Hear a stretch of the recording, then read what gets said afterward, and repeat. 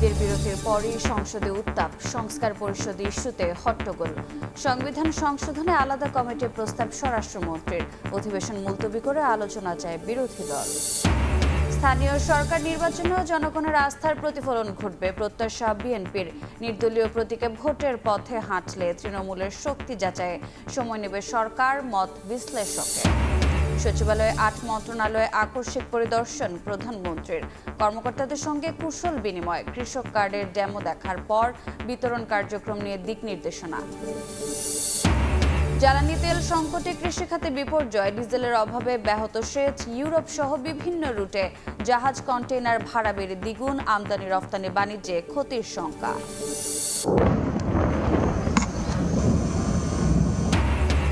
ইসরায়েলের শিল্পাঞ্চলে ক্ষেপণাস্ত্র হামলা, তেহরানেও আক্রমণ। লেবাননে জাতিসংঘের শান্তিরক্ষী ঘাঁটিতেও আঘাত। যুক্তরাষ্ট্র ইরানকে বৈঠক বসাতে তৎপর পাকিস্তান।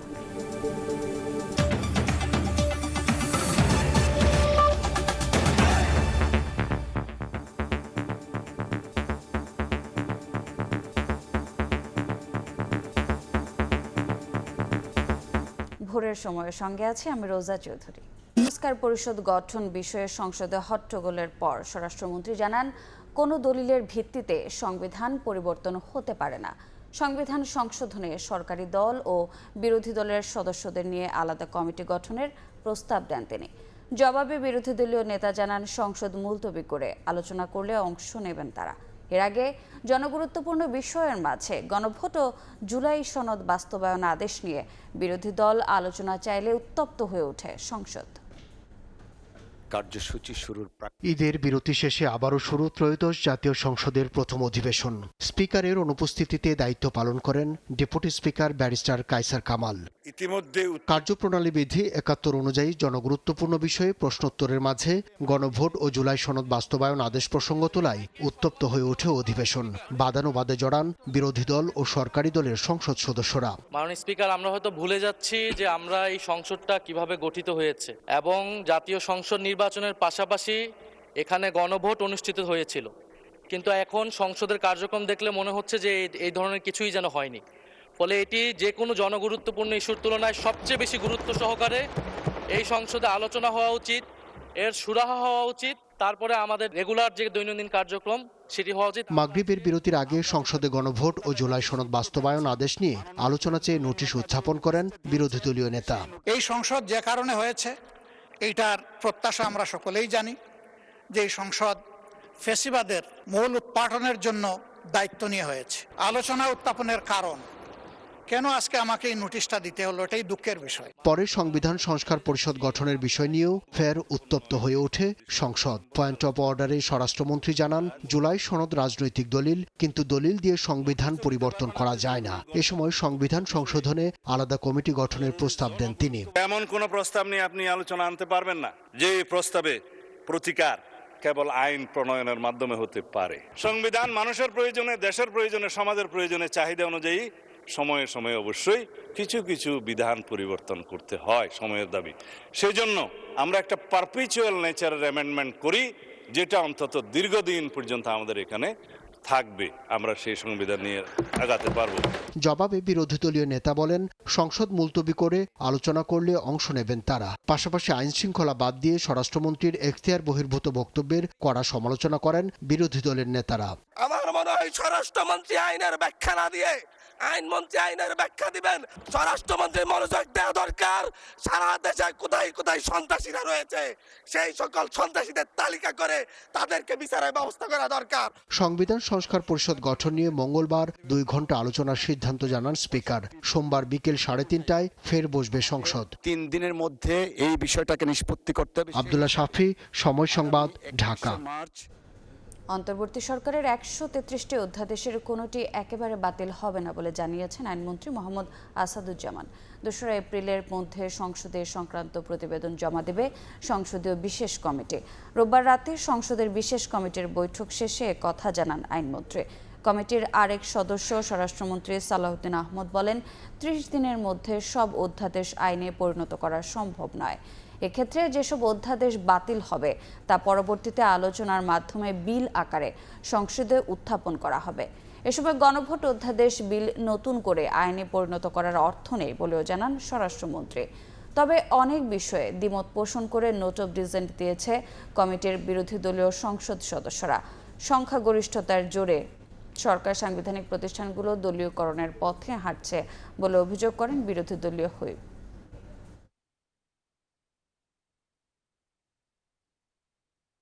আমরা 133টা অর্ডিন্যান্সের ব্যাপারে প্রত্যেকটার ব্যাপারে আমরা আলোচনা করেছি। এখানে অনেকগুলো অর্ডিন্যান্স যেভাবে আছে সেভাবে পাশ করার বিষয়ে সিদ্ধান্ত হয়েছে। কিছু কিছু অর্ডিন্যান্স সংশোধিত আকারে বিল আনা হবে। গণভোট অধ্যাদেশ তো ল্যাপস হয়ে গেছে, মানে ইনফ্রাকশনস হয়ে গেছে। গণভোট অধ্যাদেশের তো আর কার্যকারিতাই নাই। ওইটার আন্ডারে একটা গণভোট হয়েছিল, সেটা তো কার্যকারিতা নাই। আমরা ওইভাবেই দেখছি। মৌলিক কিছু বিষয়ে আমরা তো আগে থেকেই একমত ছিলাম না, আজকেও আমরা একমত হই নাই। ওনাদের সংখ্যা যেহেতু বেশি, ওনারা কিছুটা সংখ্যাগরিষ্ঠতার জোরেই তারা পাশ করার চেষ্টা করেছে। আমরা নোট অফ ডিসেন্ট দিয়েছি। দায়িত্ব নেওয়ার 1 মাস সময়ে সরকারের বিভিন্ন কার্যক্রমে জনমনে ইতিবাচক যে প্রতিক্রিয়া, তা স্থানীয় জনপ্রতিনিধি নির্বাচনে বিএনপির জন্য ভালো ফল নিয়ে আসবে। স্থানীয় সরকার নির্বাচন নিয়ে এমন প্রত্যাশা প্রধানমন্ত্রীর উপদেষ্টা এবং বিএনপির সিনিয়র যুগ্ম মহাসচিব রুহুল কবির রিজভীর। তবে রাজনৈতিক বিশ্লেষকরা মনে করেন দলীয় প্রতীক বাদ দিয়ে স্থানীয় নির্বাচন হওয়া উচিত। সরকার সে পথে হাঁটলে এই নির্বাচন নিয়ে মাঠ পর্যায়ে নিজেদের শক্তি পর্যালোচনায় আরও সময় নেবে বিএনপি। মুরসালিন হক জুনায়েদের রিপোর্ট। ত্রয়োদশ জাতীয় সংসদ নির্বাচনের পর গঠিত সরকার পার করেছে 1 মাসের বেশি সময়। দায়িত্ব পাওয়া মন্ত্রীরা ব্যস্ত নিজ নিজ মন্ত্রণালয়ে, সংসদ অধিবেশনে নতুন বাংলাদেশের বন্দোবস্ত নিয়ে ব্যস্ত নয়া আইন প্রণেতারা।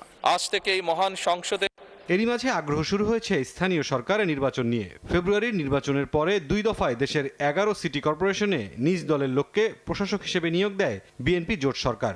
এর ফলে স্থানীয় জনপ্রতিনিধি নির্বাচন নিয়ে সৃষ্ট ধোঁয়াশা কাটাতে সচেষ্ট আছেন দলের মহাসচিব ও সংশ্লিষ্ট মন্ত্রী। আমরা সেই আলোচনা করছি, আমাদের সিদ্ধান্ত হলেই আমরা জানিয়ে দেব। এবছর তো বটেই। তবে স্থানীয় সরকার নির্বাচনের ঘোষণা যখনই হোক নিজেরা প্রস্তুত আছেন বলে জানালেন বিএনপি নেতারা। পাশাপাশি জাতীয় সংসদের মতোই স্থানীয় সরকার নির্বাচনেও ইতিবাচক ফলের ব্যাপারে আত্মবিশ্বাসী বিএনপি আলাদা কোনো প্রস্তুতি দরকার নাই। যখনই সরকার ঘোষণা করবে নির্বাচন, তখনই মানে প্রস্তুতি নিতে পারবে আর কি। দল স্থানীয় পর্যায়ে প্রস্তুতি নিতে পারবে। মাত্র 1 মাস হলো একটি সরকারের রাষ্ট্র পরিচালনায় যে আর্টিকুলেশনটা দেখিয়েছে, তো তাতে আমার মনে হয় জনগণের মধ্যে একটা ইতিবাচক প্রভাব তৈরি হয়েছে জনমনে। তো সেক্ষেত্রে আমি মনে করি যে স্থানীয় সরকার যে কোনো নির্বাচন, সে পৌরসভা হোক উপজেলা হোক, তাতে একটা ইতিবাচক প্রভাব পড়বে। দলীয় প্রতীকে স্থানীয় নির্বাচন আয়োজনে রাজনৈতিক পরিপক্কতা এখন অর্জিত হয়নি এমন মন্তব্য করে রাষ্ট্রবিজ্ঞানের এই শিক্ষক বলছেন, নির্দলীয় প্রতীকে নির্বাচন হলে আওয়ামী লীগের অংশগ্রহণ ঠেকানো যাবে না, আর তাই তৃণমূলের শক্তি পর্যালোচনায় সময় নেবে বিএনপি। যে দলীয় প্রতীকে স্থানীয় নির্বাচন, একটা ডেমোক্রেটিক সোসাইটি যখন একটা পরিপক্কতার দিকে যায়, ওই পর্যায়ে তখন দলীয় প্রতীকে হইতে পারে। যে বিএনপি হয়তো মাঠের অবস্থা পর্যালোচনা করার পরেই যে তাদের শক্তিটা কীরকম হইতে পারে সেটার একটা অ্যাসেসমেন্ট তারা করবে, এবং করার পরেই হয়তো বা আমার মনে হচ্ছে যে তারা এই নির্বাচনটা দিবে। নির্দলীয় হলে একটা রিস্ক তো থাকবেই, সেটা হলো যে আওয়ামী লীগ বা আওয়ামী লীগের প্রার্থীরা তখন স্থানীয় পরিষদের নির্বাচনে প্রতিদ্বন্দ্বিতা করবে। আপনি তো তাদের না করবেন কিভাবে? তবে সাধারণ মানুষের কাছে সরকারি সেবা নিরবিচ্ছিন্ন করতে স্থানীয় সরকার নির্বাচন নিয়ে বিলম্ব করা যাবে না বলে মত এই বিশ্লেষকের। খুব দ্রুত স্থানীয় সরকার নির্বাচন হওয়া দরকার। মুরসালিন হক জুনায়েদ, সময় সংবাদ, ঢাকা। নির্বাচনের জন্য 5 সিটি কর্পোরেশনে নিজেদের প্রার্থী ঘোষণা করল জাতীয় নাগরিক পার্টি এনসিপি। ঢাকা দক্ষিণে আসিফ মাহমুদ এবং উত্তরে আরিফুল ইসলাম আদিবকে প্রার্থী করা হয়েছে। 6 মাসের মধ্যে সব স্থানীয় সরকার নির্বাচন সম্পন্ন করা ও বর্তমান প্রশাসকদের নির্বাচন করা থেকে বিরত রাখা সহ 5 দফা দাবি জানায় এনসিপি। স্থানীয় সরকার নির্বাচন নিয়ে রোববার রাতে সংবাদ সম্মেলন জাতীয় নাগরিক পার্টি এনসিপির। সিটি কর্পোরেশন, জেলা, উপজেলা পরিষদের প্রশাসক বসিয়ে সরকার ক্ষমতাকে কুক্ষিগত করছে বলে অভিযোগ করেন দলের সদস্য সচিব আক্তার হোসেন। 6 মাসের মধ্যে স্থানীয় সরকার নির্বাচন, নিয়োগকৃত প্রশাসকদের নির্বাচনে অংশ নিতে না দেওয়া সহ 5 দফা দাবি উত্থাপন করেন তিনি। স্থানীয় সরকার নির্বাচনে এখনো পর্যন্ত সুনির্দিষ্ট কোনো রোডম্যাপ সরকারের তরফ থেকে ঘোষণা করা হয় নাই। 5 দফা দাবি আমরা উত্থাপন করছি। 6 মাসের মধ্যেই সকল স্তরের স্থানীয় সরকারের নির্বাচন সম্পূর্ণ করতে হবে। যাদেরকে প্রশাসক হিসেবে নিয়োগ দেওয়া হয়েছে, আগামী নির্বাচনে কোনোভাবেই সেই সব প্রশাসকেরা সেই সব সিটি কর্পোরেশন বা সেই সব জায়গায় তারা নির্বাচনে অংশগ্রহণ করতে পারবে না। এরপর 5টি সিটি কর্পোরেশনে মেয়র পদে নিজেদের প্রার্থী ঘোষণা করেন দলের আহ্বায়ক নাহিদ ইসলাম। ঢাকা দক্ষিণে আসিফ মাহমুদ সজীব ভুইয়া, উত্তরে আরিফুল ইসলাম আদিবকে প্রার্থী ঘোষণা করা হয়। এছাড়াও রাজশাহী, কুমিল্লা ও সিলেট সিটিতে প্রার্থী ঘোষণা করেন নাহিদ। দক্ষিণ সিটি কর্পোরেশন নির্বাচনে এনসিপি মনোনীত মেয়র পদপ্রার্থী জনাব আসিফ মাহমুদ সজীব ভুইয়া। ঢাকা উত্তর সিটি কর্পোরেশন নির্বাচনে এনসিপি মনোনীত মেয়র পদপ্রার্থী জনাব আরিফুল ইসলাম আদিব। ইসির অধীনে নির্বাচন হলে তা গ্রহণযোগ্য হবে কিনা তা নিয়ে সংশয় রয়েছে বলেও জানান এনসিপি আহ্বায়ক। শাবাব ওয়াসি, সময় সংবাদ, ঢাকা। সচিবালয়ে বিভিন্ন মন্ত্রণালয়ে আকস্মিক পরিদর্শন করলেন প্রধানমন্ত্রী তারেক রহমান। এদিকে কৃষক কার্ড সংক্রান্ত সভায় সভাপতিত্ব করেন সরকার প্রধান। সেখানে প্রদর্শন করা হয় কৃষক কার্ডের ডেমো।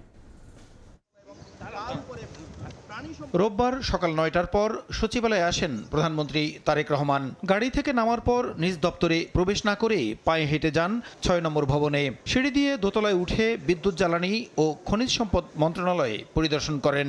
এভাবে ভবনটির 6ষ্ঠ তলা পর্যন্ত মৎস্য, প্রাণী সম্পদ, পানি সম্পদ, নারী ও শিশু বিষয়ক এবং প্রাথমিক ও গণশিক্ষা মন্ত্রণালয়ে আকস্মিক পরিদর্শন করেন এবং কর্মকর্তা কর্মচারীদের সঙ্গে কুশল বিনিময় করেন তিনি।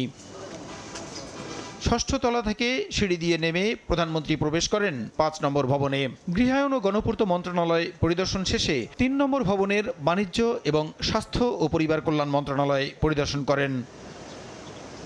সচিবালয়ের বিভিন্ন ভবনে অন্তত 8টি মন্ত্রণালয় আকস্মিক পরিদর্শন শেষে মন্ত্রিপরিষদ বিভাগে আসেন প্রধানমন্ত্রী তারেক রহমান। পরে কৃষক কার্ড সংক্রান্ত সভায় সভাপতিত্ব করেন প্রধানমন্ত্রী।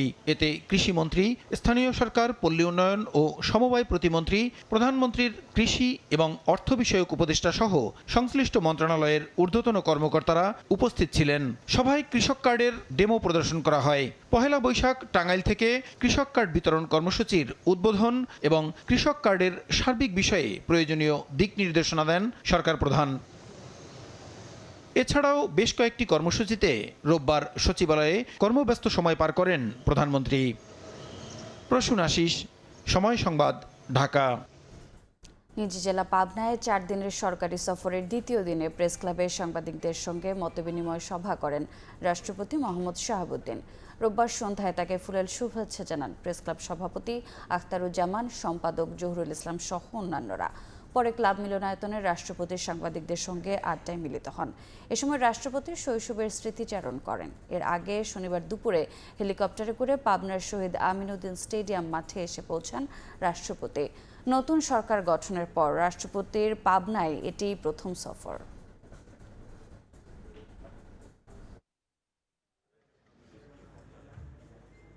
ভোরের সময় আরও থাকছে। হঠাৎ হামের প্রাদুর্ভাব। ময়মনসিংহ মেডিকেলে 2 সপ্তাহে ভর্তি শতাধিক শিশু রোগে। মৃত্যু 5, চিকিৎসায় আলাদা করোনার বিশেষ মেডিকেল টিম গঠন।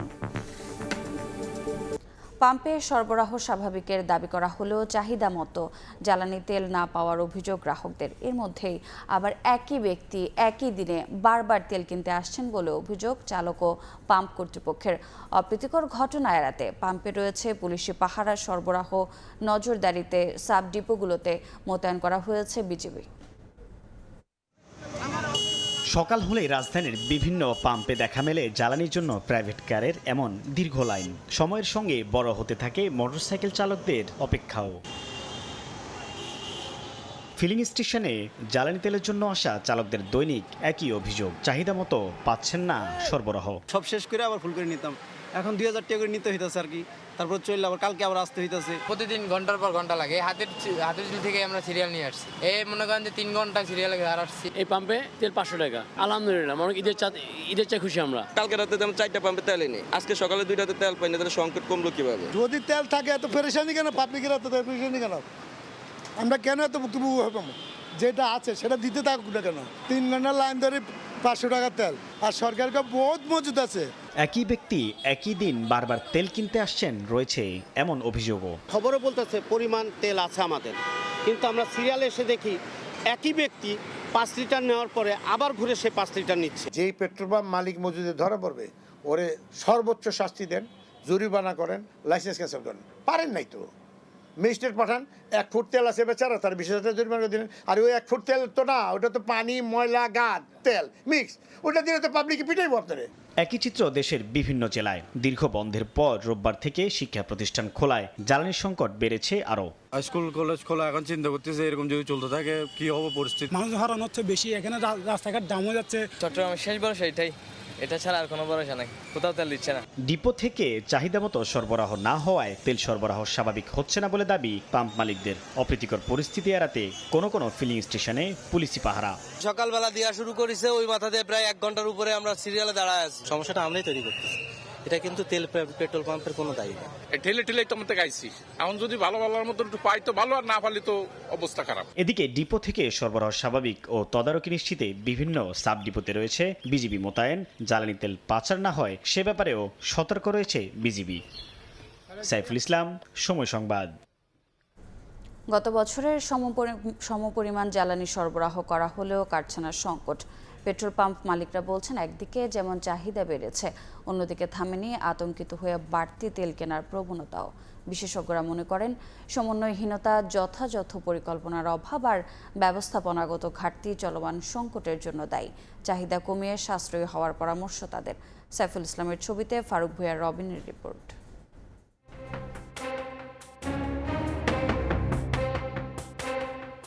রাজধানীর পরিবাগের এই ফিলিং স্টেশনের কর্মকর্তাদের তথ্য মতে স্বাভাবিক সময়ে এখানে দিনে জ্বালানি তেল বিক্রি হতো 20,000 লিটারের মতো। বর্তমানে যা 25,000 লিটার ছাড়িয়েছে। তারপরও তেল পেতে দীর্ঘ সারিতে অপেক্ষা গ্রাহকদের। কিন্তু কেন?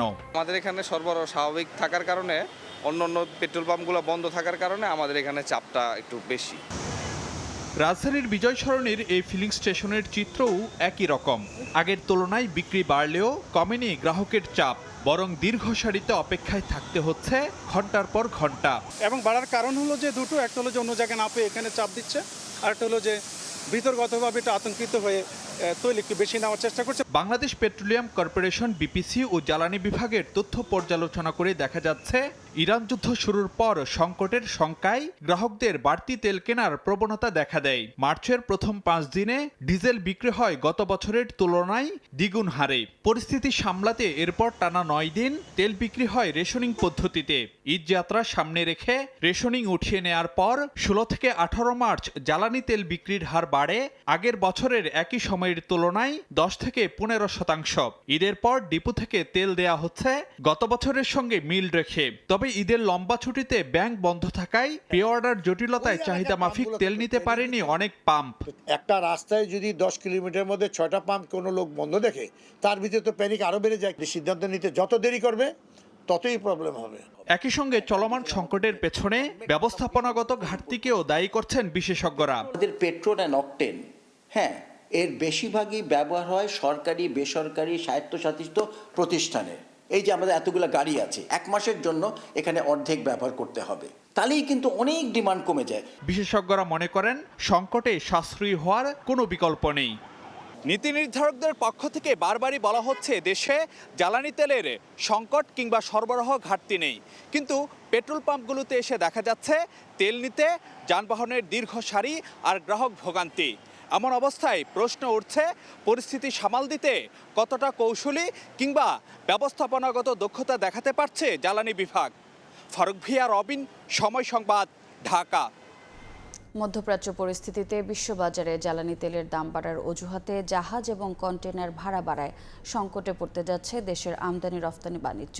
ইউরোপ সহ বিভিন্ন রুটে যেমন কন্টেনারের ভাড়া ৩০০ থেকে ১৫০০ মার্কিন ডলার বেড়েছে, তেমনি বাংকারিং চার্জ যুক্ত হচ্ছে ১৫০ থেকে ৩০০ মার্কিন ডলার। এমনকি ১ এপ্রিল থেকে মেইন লাইন অপারেটররা কন্টেনার পরিবহন ভাড়া আরও এক দফা বাড়ানোর পরিকল্পনা করছে বলে জানিয়েছেন শিপিং ব্যবসায়ীরা। সাক্ষাৎপুর ক্যামেরায় কমলদের রিপোর্ট। ইরান, ইসরায়েল এবং মার্কিন যুক্তরাষ্ট্রের যুদ্ধক্ষেত্র আপাতত মধ্যপ্রাচ্যের দেশগুলো হলো তার প্রভাবে পুরোপুরি অস্থির হয়ে উঠেছে বিশ্ব অর্থনীতি। প্রতিদিনই বিশ্ববাজারে জ্বালানি তেলের দাম বাড়ছে, একই সঙ্গে বাড়ছে সমুদ্রপথে জাহাজযোগে কন্টেনার ও পণ্য পরিবহন খরচ। আর এই অস্থিরতাকে বাদ যাচ্ছে না বাংলাদেশের আমদানি রপ্তানি বাণিজ্য। অবশ্য আন্তর্জাতিক বাজারে তেলের দাম লাফিয়ে লাফিয়ে বাড়লেও বাংলাদেশে দাম না বাড়িয়ে আগের অবস্থায় রেখেছে ক্ষমতাসীন বিএনপি সরকার। জাহাজের ভাড়া প্রায় আপনার 10-20% মতন বেড়ে গেছে, কারণ এটা বিশেষ করে ফুয়েল অ্যাডজাস্টমেন্ট। এটা যে ওনাররা বেনিফিট করতেছে তা না, এটা তেলকে অ্যাডজাস্ট করতেছে।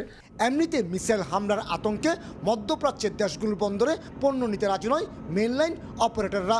অল্প কয়েকটি প্রতিষ্ঠান রাজি হলো 1100 মার্কিন ডলারের প্রতিটি কন্টেনার ভাড়া বাড়িয়ে করা হয়েছে 3000 মার্কিন ডলার। একইভাবে ইউরোপগামী কন্টেনার পরিবহন ভাড়া যুদ্ধের আগের 1600 মার্কিন ডলার থেকে বেড়ে বর্তমানে 2500 মার্কিন ডলারে এসে দাঁড়িয়েছে। গত যুদ্ধের আগে কিন্তু আমরা যে কন্টেনারগুলো বাংলাদেশ থেকে রপ্তানি করতাম $1600 বা $1700 মধ্যে, সেগুলো ইতিমধ্যে $2400 উপর যে পৌঁছেছে। এটার সাথে শুধু নট অনলি বাংকার, এটার সাথে ইন্স্যুরেন্স এবং অন্যান্য বিভিন্ন ধরনের কস্টিংগুলো জড়িত হয়ে এই ভাড়াটা কিন্তু অনেক বেশি বেড়েছে। শুধু যে কন্টেনার পরিবহন খরচ বেড়েছে তা কিন্তু নয়, মধ্যপ্রাচ্য শুরু হওয়ার পর থেকে প্রতিটি আন্তর্জাতিক রুটে বাল্ক পণ্যবাহী জাহাজের ভাড়া বেড়েছে অন্তত 20%। এর বাইরে 20 ফুট সাইজের জন্য 150 এবং 40 ফুট কন্টেনারে 300 মার্কিন ডলার বাংকারিং চার্জ যুক্ত করেছে কয়েকটি মেইনলাইন শিপিং অপারেটর।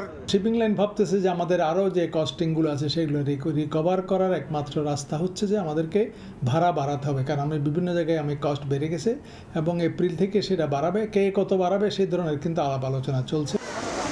এই অবস্থায় দেশের রপ্তানি আয়ের অন্যতম খাত তৈরি পোশাক শিল্প পড়েছে সবচেয়ে বেশি জটিলতায়। পণ্য উৎপাদনের জন্য কাঁচামাল যেমন আমদানি করতে হয় জাহাজযোগে, তেমনি তৈরি পোশাক বায়ারদের কাছে পৌঁছাতেও জাহাজ কিংবা কন্টেনারের বিকল্প নেই। কিন্তু বাড়তি জাহাজ ও কন্টেনার ভাড়া নিয়ে এখন পর্যন্ত বায়ারদের কাছ থেকে কোনো সিদ্ধান্ত পায়নি গার্মেন্টস মালিকেরা। এই মুহূর্তে এসে হঠাৎ করে এই যে চেঞ্জগুলো হচ্ছে, এগুলি কিন্তু বায়ার কিন্তু আমাদেরকে পে করবে না। ওরা বলছে তোমাদের সাথে আমার যা হওয়ার হয়ে গেছে, তোমার সাথে আমার দরদাম হয়ে গেছে, সুতরাং তুমি এখন আমার মালটা শিপমেন্ট করো। শিপের ভাড়া কত বাড়লো, বিদ্যুতের বিল কত বাড়লো, অথবা কোথায় কি বাড়ছে সেটা ওদের কোনো কিছু আসে যায় না। আন্তর্জাতিক বাজারে গত এক মাসে কয়েক দফায় বেড়ে প্রতি ব্যারেল জ্বালানি তেল 114 মার্কিন ডলারে বিক্রি হচ্ছে। কমল দে, সময় সংবাদ, চট্টগ্রাম। মধ্যপ্রাচ্য পরিস্থিতিতে নিরবচ্ছিন্ন জ্বালানি সরবরাহে ব্যয় হচ্ছে দ্বিগুণ অর্থ। তবে এই ব্যয় মেটাতে ঋণের বদলে কর আহরণ বাড়াতে জোর দিচ্ছে সরকার। প্রধানমন্ত্রীর অর্থ ও পরিকল্পনা উপদেষ্টা জানান, সামাজিক সুরক্ষা খাতের উদ্যোগের কারণে স্বস্তিতে থাকবেন দরিদ্ররা। ভারত, শ্রীলঙ্কা ও পাকিস্তানের কর জিডিপি আয় 10% ওপরে হলেও বছরের পর বছর ধরে 7% তলানিতেই ঘুরপাক খাচ্ছে বাংলাদেশ। বিপরীতে বাড়ছে বিদেশি ঋণের বোঝা। এমন বাস্তবতায় নতুন করে চাপ বাড়িয়েছে মধ্যপ্রাচ্য যুদ্ধ। সরবরাহে বিঘ্ন ও বিশ্ববাজারে দামের তারতম্যে ব্যয় বেড়েছে জ্বালানি খাতে। তবে তা ঋণ করে মেটাতে চায় না সরকার। বাজারে যদি জ্বালানি তেলের দাম বাড়ে, বাজারের সাথে মিল রেখে দাম নির্ধারণ করা হয়। আমরা যদি সেই ব্যবস্থায় যাই তাহলে মূল্যস্ফীতি উস্কে যাবে। বহুবিধ উৎস নিশ্চিত করতে হবে। দ্বিতীয় হচ্ছে অর্থায়ন নিশ্চিত করতে হবে। রাজস্ব আহরণ বিষয়ক টাস্কফোর্সের সঙ্গে বৈঠক শেষে প্রধানমন্ত্রীর অর্থ ও পরিকল্পনা উপদেষ্টা জানান, অতীতের যে কোনো সময়ের চেয়ে বেশি রাজস্ব আয় করতে চায় সরকার। কর আয় হার না বাড়িয়ে মোট অভ্যন্তরীণ সম্পদের পরিমাণ এমনভাবে বাড়ানো হচ্ছে যাতে অতীতে যে ঋণ করা, অর্থাৎ দেশীয় খাত থেকে ঋণ করা, সেইটাকে চেক দেওয়া হচ্ছে। কৃষক কার্ড, ফ্যামিলি কার্ড সহ সামাজিক সুরক্ষার আওতা বাড়ানোয় দরিদ্র জনগোষ্ঠীর ওপর চাপ কমবে বলেও জানান উপদেষ্টা। দরিদ্র মানুষের যখন সংখ্যা বাড়ে তখন সরকারের মূল দায়িত্ব হচ্ছে সামাজিক সুরক্ষা নিশ্চিত করা, এবং সামাজিক সুরক্ষা নিশ্চিত করার জন্য আমরা অনেকগুলো যুগান্তকারী পদক্ষেপ ইতিমধ্যে নিয়েছি। কর ফাঁকি রোধ ও কর জালিয়াতি ঠেকাতে 3টি টাস্কফোর্স কাজ করছে বলেও জানান উপদেষ্টা। যে আপনি বিবিএস এ যেদিন আসবেন সেদিনই আমি। এম এস আরিফিন, সময় সংবাদ। ময়মনসিংহ মেডিকেল কলেজ হাসপাতালে বাড়ছে হাম আক্রান্ত রোগীর সংখ্যা। গেল 2 সপ্তাহে ভর্তি হয়েছে শতাধিক শিশু, মৃত্যু হয়েছে 5 জনের। পরিস্থিতি সামলাতে গঠন করা হয়েছে বিশেষ মেডিকেল টিম এবং আলাদা কর্নার। চলছে আলাদা আইসোলেশন ওয়ার্ড চালুর প্রস্তুতিও। ওবায়দুল হকের রিপোর্ট। রোগীতে ঠাসা ময়মনসিংহ মেডিকেল কলেজ হাসপাতালের শিশু বিভাগ। এরই মধ্যেই 3টি আলাদা কক্ষে চিকিৎসা নিচ্ছে ছোঁয়াচে রোগ হাম আক্রান্ত শিশুরা। হাসপাতালটিতে বাড়তে শুরু করেছে হাম আক্রান্ত রোগী। ময়মনসিংহ জেলা ছাড়াও আশেপাশের জেলাগুলো থেকে হাম আক্রান্ত শিশুদের ভর্তি করা হচ্ছে ময়মনসিংহ মেডিকেলে। গত 12 দিনে হাসপাতালে 108 জন হাম আক্রান্ত রোগী ভর্তি হয়েছে। মৃত্যু হয়েছে 5 শিশুর। এর মধ্যে গেল 24 ঘন্টায় মৃত্যু হয়েছে 2 জনের। এতে বাড়ছে আতঙ্ক। জ্বর থেকে খিচুনি হয়েছিল, তারপর মেডিকেলে 7 দিন ছিলাম, পরে ছুটি দিছে। ছুটি দেওয়ার পরে বাড়ি যাওয়ার পরে আবার জ্বর কমেই নাই, অ্যান্টিবায়োটিক দিছে, খাইছি, তার জ্বর কমে নাই। নিউমোনিয়া ধরা পড়ছিল, প্রায় 7-8 দিন থাইকে গেছে এখানে। মোটামুটি একটু ভালো হয়েছিল, তারপর বাড়িতে নেওয়ার পরে আবার একই পাও, পরে থেকে হাম ধরা পড়ছে। হসপিটাল থেকে ছড়াইছে এই হামটা, এখন আবার নিয়ে আসছে, এখন হাম একটু কমতেছে, এখন আবার নিউমোনিয়া ধরা পড়ছে। আগে জ্বর ঠান্ডা দেয়া দিছে, পরে এরকম বাইরের জাতি দেয়া দিছে যে শরীরে মানে ফুড়া ফুড়া জাতি, পরে নিয়ে আসছি যে স্যারেরাই বলছে যে এটা হাম। কর্তৃপক্ষ জানায় ময়মনসিংহ মেডিকেল কলেজ হাসপাতালে চলতি মাসের মাঝামাঝি থেকে হাম আক্রান্ত রোগীর সংখ্যা বাড়তে শুরু করে। পরিস্থিতি সামলাতে গত 24 মার্চ হাম আক্রান্ত রোগীদের চিকিৎসার জন্য 3টি পৃথক মেডিকেল টিম গঠন করে হাসপাতাল প্রশাসন। হাসপাতালের শিশু ওয়ার্ডের পৃথক 3টি কক্ষ করা হয় হাম আক্রান্ত শিশুদের চিকিৎসার জন্য। হাম কর্নার নামে 10 শয্যা বিশিষ্ট কক্ষগুলোতে একটি মেডিকেল টিমের তত্ত্বাবধানে চিকিৎসা চলছে শিশুদের। তবে কক্ষগুলোতেও রোগী সংকুলান হচ্ছে না। দায়িত্বরত চিকিৎসক বলছেন, টিকাদান সঠিকভাবে না হওয়ায় হামের প্রকোপ বেড়েছে। পরিস্থিতি সামাল দিতে শিশু বিভাগের 3টি কক্ষ নিয়ে করা হাম কর্নার স্থানান্তর করে চলছে আলাদা আইসোলেশন ওয়ার্ড চালুর প্রস্তুতি। আমাদের ওয়ার্ডে 3টি আইসোলেশন ইউনিট চালু করি, 3টি মেডিকেল টিমের তত্ত্বাবধানে আরও বড় পরিসরে হাম আইসোলেশন ইউনিট, একেবারে ডেডিকেটেড হাম আইসোলেশন ইউনিট চালু করছে। ময়মনসিংহ মেডিকেল কলেজ হাসপাতালের শিশু ওয়ার্ডে রোববার দুপুরে হাম আক্রান্ত রোগী ভর্তি ছিল 68 জন। ওবায়দুল হক, সময় সংবাদ, ময়মনসিংহ। হঠাৎ করে দেশে বাড়ছে হামের প্রাদুর্ভাব, বাড়ছে মৃত্যুও। এমন পরিস্থিতিতে বেশ কিছু উদ্যোগ নিয়েছে স্বাস্থ্য মন্ত্রণালয়। মন্ত্রী জানান, সংকট সমাধানে 604 কোটি টাকার নতুন টিকা ক্রয় করা হচ্ছে, ব্যবস্থা করা হচ্ছে ভেন্টিলেটরেরও। এদিকে ছুটির দিনেও স্বাস্থ্যমন্ত্রীকে হাসপাতাল পরিদর্শনের নির্দেশ দিয়েছেন প্রধানমন্ত্রী। সাম্প্রতিক সময়ে ঢাকা সহ দেশের বিভিন্ন জেলায় হামের সংক্রমণ নিয়ে তৈরি হয়েছে উদ্বেগ। সবচেয়ে বেশি আলোচনায় রাজশাহী মেডিকেল কলেজ হাসপাতালের পরিস্থিতি, জানিয়ে সরব খোদ স্বাস্থ্যমন্ত্রী। রোববার রাজধানীর পূর্বাচলে বাংলাদেশ চায়না ফ্রেন্ডশিপ এক্সিবিশন সেন্টারে এশিয়া ফার্মা এক্সপোর উদ্বোধনী অনুষ্ঠান শেষে স্বাস্থ্যমন্ত্রী জানান, আইসিইউ ভেন্টিলেটর সংকটের কারণে 11 দিনে 33 শিশুর মৃত্যু হয়েছে। তবে বেসরকারিভাবে 5টি ভেন্টিলেটরের ব্যবস্থা করা হয়েছে, যার 4টি পাঠানো হচ্ছে রাজশাহীতে। 5টা ভেন্টিলেটর, নিউনেটাল ভেন্টিলেটর আজকে আমরা কালেক্ট করব। আগামীকাল সকালে আমাদের সচিব রাজশাহী যাচ্ছেন, উনি 4টে নিয়ে যাবেন, ওখানে দিয়ে আসবে। সাংবাদিকদের প্রশ্নের জবাবে মন্ত্রী অভিযোগ করেন, গত 8 বছরে বিগত কোনো সরকার হামের টিকা দেয়নি, আছে সংকটও। এই সংকট সমাধানে 604 কোটি টাকা বরাদ্দ দিয়ে নতুন করে টিকা ক্রয় করা হচ্ছে। 8 বছর আগে মিজেলসের ভ্যাকসিন দেওয়া হয়েছে, এরপর আর ভ্যাকসিন কোনো গভর্নমেন্ট দেয় নাই। আমরা কিন্তু এর মধ্যে 604 কোটি টাকা বরাদ্দ করেছি, পারচেজ কমিটি পাস হয়েছে। আমরা এপিআই ইনক্লুডিং ওই ভ্যাকসিন আমরা সব কালেকশন করব যথাসময় এবং স্টার্ট করব। স্বাস্থ্যমন্ত্রী জানান, হামে আক্রান্তের সংখ্যা বাড়ায় রাজধানীর সংক্রামক ব্যাধি হাসপাতাল, শিশু হাসপাতাল, ঢাকা মেডিকেল, ডিএনসিসি সহ বেশ কিছু হাসপাতালে আইসিইউ প্রস্তুত করা হয়েছে। আগামী কিছুদিনের ভিতর আমাদেরকে আরও মোর দেন a dozen ভেন্টিলেটর সরবরাহ করবেন। এদিন জাতীয় বক্ষব্যাধি হাসপাতালে নবনির্মিত 40টি আইসিইউ শয্যা প্রস্তুতি কার্যক্রম পরিদর্শন করে দ্রুত সেবাটি চালুর নির্দেশ দেন স্বাস্থ্য প্রতিমন্ত্রী ডাক্তার এম এ মুহিত। মনির হোসাইন। 7 সালে 1/11 সরকারের সময় আলোচিত সেনা কর্মকর্তা মাসুদ উদ্দিন চৌধুরী ও শেখ মামুন খালেদের বিরুদ্ধে লিখিত অভিযোগ দিচ্ছেন ভুক্তভোগীরা। গ্রেফতার, নির্যাতন, জিম্মি করে অর্থ আদায় সহ নানা অভিযোগ তাদের।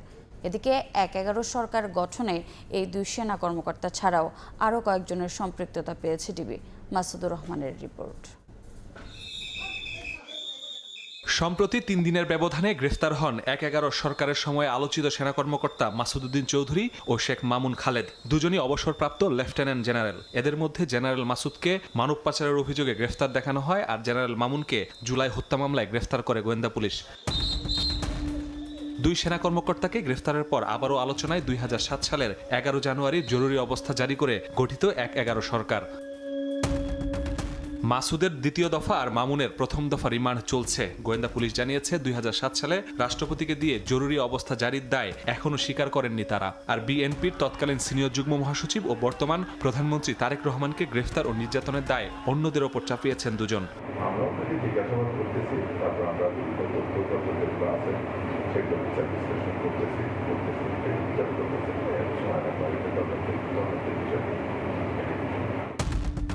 গোয়েন্দা পুলিশ বলছে 1/11 আগে তত্ত্বাবধায়ক সরকারের প্রধান ডক্টর ইয়াজউদ্দিন আহমেদকে চাপ দিয়েছিলেন মাসুদ সহ 6 সেনা কর্মকর্তা। বাকিদের বিষয়েও খোঁজ নেওয়া হচ্ছে।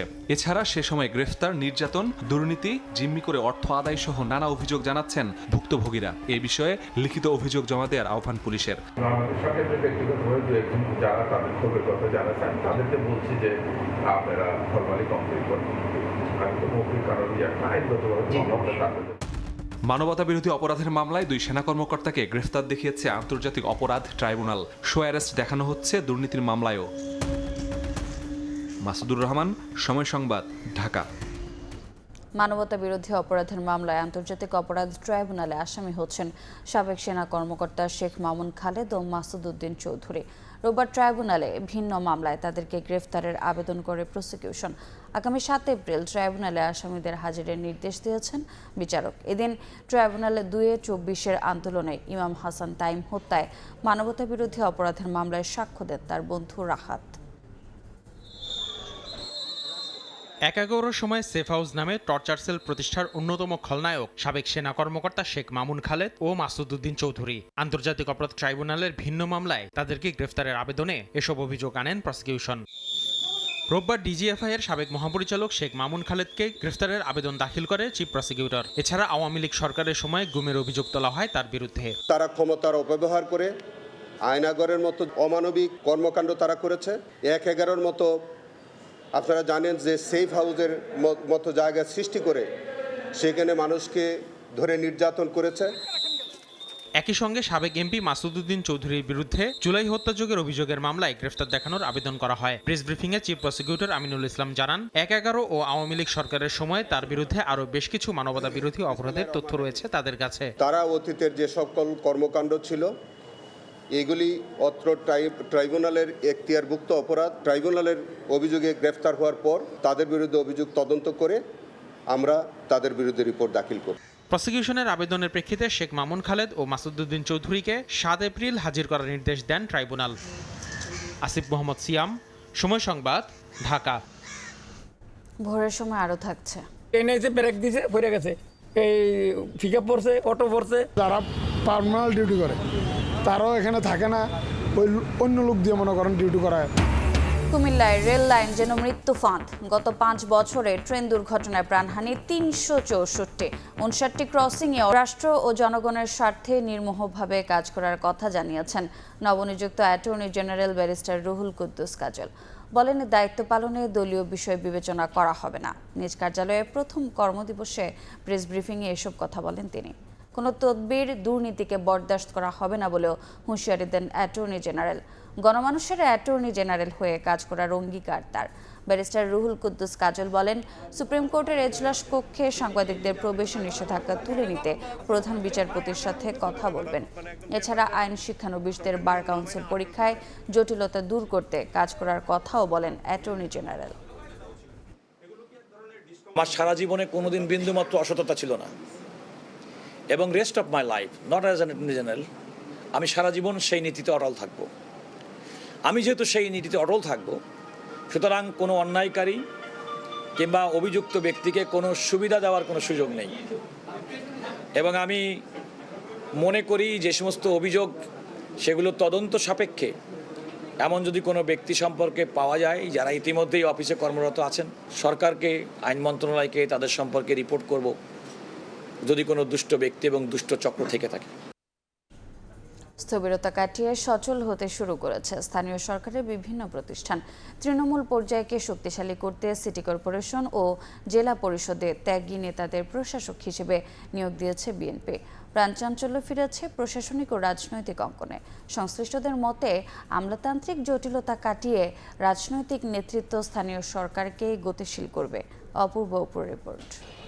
স্থানীয় সরকার ব্যবস্থার অন্যতম প্রধান প্রতিষ্ঠান এই জেলা পরিষদ, যা একটি জেলার উন্নয়ন পরিকল্পনা প্রণয়ন, বাস্তবায়ন এবং অবকাঠামোগত উন্নয়নে দায়িত্ব পালন করে। সেই সাথে স্থানীয় সরকারের প্রশাসনিক কাঠামোকে শক্তিশালীকরণ এবং জেলার রাজস্ব আদায়ে গুরুত্বপূর্ণ ভূমিকা পালন করে। তবে এর সাথে সংশ্লিষ্টরাই বলছেন, বিগত সময়ে এই জেলা পরিষদ থেকে উন্নয়নের নামে অর্থ লোপাট করা হয়েছে, ভেঙে ফেলা হয়েছে এর প্রশাসনিক কাঠামোকে। কিন্তু সেই অচলায়তনকে ঘোচাতে জেলা পরিষদে গতিশীলতা আনতে তারেক রহমানের নেতৃত্বাধীন বিএনপি সরকার এক কৌশলী পথে হাঁটতে শুরু করেছে। গত 15 মার্চ দেশের 42টি জেলা পরিষদে বিএনপির পরীক্ষিত নেতাদের প্রশাসক হিসেবে নিয়োগ দিয়েছে। এতে প্রাণচাঞ্চল্য ফিরে পেতে শুরু হয়েছে জেলা পরিষদে। সবাই তৎপর হতেন, সঠিক পথে থাকতেন, তবে আমার মনে হয় জেলা পরিষদটা সুন্দরভাবে এখানে স্বকীয় অস্তিত্বে মানব সেবার জন্য দাঁড় করা যেত। বরিশাল জেলা পরিষদ যে পিছিয়ে রয়েছে, সব দিক কাজকর্মে যে অনগ্রসর রয়েছে, আমরা এটাকে সচল করে সন্ত্রাসমুক্ত, চাঁদামুক্ত এবং দুর্নীতিমুক্ত একটি জেলা পরিষদ গঠন করতে চাই। অভিজ্ঞতার আলোকে জনসম্পৃক্ততা রেখে আমি জবাবদিহিতামূলক একটি জেলা পরিষদ গড়ে তুলব ইনশাআল্লাহ। এর আগে গত 14 মার্চ দেশের 5 সিটি কর্পোরেশনে প্রশাসক বসায় বিএনপি সরকার। সেখানেও জায়গা পান স্ব মহানগরের ত্যাগী বিএনপি নেতারা। দায়িত্ব পেয়ে নাগরিক সেবা বাড়ানোর কথা জানিয়ে তাদের সরকার একটি জনবান্ধব সরকার গড়তে চায় বলে আশার বাণী শোনান। ইউনিয়ন পরিষদ থেকে শুরু করে উপজেলা পরিষদ, জেলা পরিষদ, সিটি কর্পোরেশন, সেই জায়গাগুলোকে আমরা শক্তভাবে মেরামত করার জন্য, জনগণের পাশে থাকার জন্য আমরা দায়িত্ব নিয়েছি। বিভিন্ন মহল বলছে, নাগরিক সুবিধা নিশ্চিত করতে দেশের স্থানীয় সরকার ব্যবস্থা শক্তিশালী করা জরুরি। উন্নয়ন কর্মকাণ্ডে গতি আনার পাশাপাশি স্বচ্ছতা ও জবাবদিহিতা নিশ্চিত করারও আহ্বান তাদের। বিগত 2 বছর আমরা দেখছি প্রশাসনিক কর্মকর্তার মাধ্যমে এগুলি পরিচালনা করা হয়েছে, সেখানে জনগণের কোনো সম্পৃক্ততা নাই। যদি কোনো দুর্নীতি অনিয়ম থাকে, সেই দুর্নীতি অনিয়ম তারা দূর করবে। এই সরকার ব্যবস্থাটা ঢেলে সাজানো দরকার বলে আমরা মনে করি। সিটি গভর্নমেন্টটি প্রতিষ্ঠা করার মধ্য থেকে সত্যিকার অর্থে স্থানীয় সরকার ব্যবস্থা সেটা চালু করা সম্ভব। সিটি কর্পোরেশন ও জেলা পরিষদে প্রশাসক নিয়োগের মধ্য দিয়ে এসব প্রতিষ্ঠানের সংশ্লিষ্টরা বলছেন, তাদের প্রশাসনিক গতিশীলতা বেড়েছে 70% বেশি। তবে অনির্বাচিত প্রশাসক নয়, জনপ্রতিনিধিত্বশীল চেয়ারে জনগণের নির্বাচিত জনপ্রতিনিধি দ্রুততম সময়ে বসানো হবে বলেও আশা তাদের। অপূর্ব অপু, সময় সংবাদ। ভোরের সময় মনের মতো ডিজাইন আর stylish collection, Regal furniture, furnish your dream. খুলনায় অরক্ষিত রেল ক্রসিংয়ে ট্রেনের ধাক্কায় দুমড়ে মুচড়ে গেছে প্রাইভেট কার। আহত হয়েছেন 2 জন। লালমনিরহাটে ট্রেনে কাটা পড়ে প্রাণ হারিয়েছেন এক বৃদ্ধ। দিনাজপুরে থেমে থাকা ট্রাককে যাত্রীবাহী বাস ধাক্কা দিলে নিহত হন 2 জন। অরক্ষিত রেল ক্রসিং পার হচ্ছিল প্রাইভেট কার। হঠাৎ আসা ট্রেনের ধাক্কায় দুমড়ে মুচড়ে গেল গাড়িটি। রোববার বিকেলে খুলনার আপিলগেট এলাকা অতিক্রম করছিল ঢাকা থেকে ছেড়ে আসা খুলনাগামী সুন্দরবন এক্সপ্রেস। রেল ক্রসিংয়ে প্রাইভেট কারটি উঠলে মুহূর্তেই গাড়িটিকে ধাক্কা দেয় ট্রেনটি। এতে প্রাইভেট কারের চালক সহ আহত হন 2 জন। তাদের উদ্ধার করে নেওয়া হয় স্থানীয় হাসপাতালে। অরক্ষিত রেল ক্রসিংটা এখানে খুবই আগেও এরকম দুর্ঘটনার সংবাদ আছে। এই 1 বছরের ভিতরেই 5-6টা অ্যাক্সিডেন্টের সংবাদ শুনছি। লালমনিরহাটের কালীগঞ্জের সুকানদিঘি রেলগেট এলাকায় ট্রেনে কাটা পড়ে প্রাণ হারান বৃদ্ধ আয়ুব আলী। এদিকে দিনাজপুরের বিরামপুরে থেমে থাকা ট্রাককে পেছন থেকে ধাক্কা দেয় পঞ্চগড় থেকে ছেড়ে আসা ঢাকাগামী হেরিটেজ পরিবহনের বাস। দুমড়ে মুচড়ে যায় বাসের সামনের অংশ। নিহত হন চালকের সহকারী ও এক যাত্রী।